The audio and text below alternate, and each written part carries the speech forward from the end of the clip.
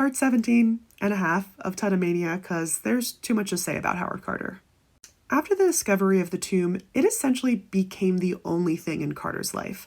I'll talk more about the controversies that he had with the Egyptian government about the tomb at a later time, but he did receive the Order of the Nile third class in 1926 from King Fuad I of Egypt. After the tomb was finally cleared in 1932, Carter entirely retired from excavation. He lived in this house in Luxor in the winter and had a flat in London in the warmer months. Carter did act as a part-time dealer for both collectors and museums in his later years. But he died in London on March 2, 1939, of Hodgkin's disease, and was buried in London. His funeral was only attended by 9 people. His tombstone reads, "May your spirit live, may you spend millions of years, you who love Thebes, sitting with your face to the north wind, your eyes beholding happiness." This is actually a quotation taken from the Wishing Cup of Tutankhamun, which was found in the tomb.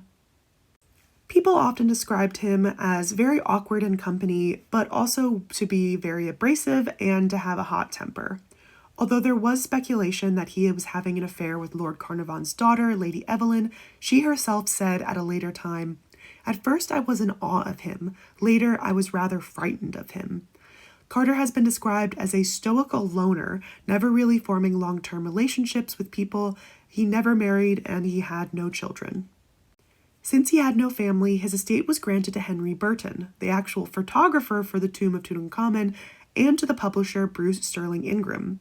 His estate was valued at £2,002, the equivalent of £132,051 or $150,241 in 2021 money. Henry Burton actually discovered that there were at least 18 items in Carter's collection that were directly taken from the Tomb of Tutankhamun without permission.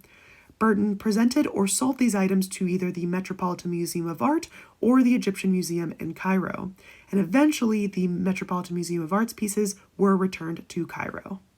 Next part, let's talk about Lord Carnarvon and how he got mixed into Egyptology.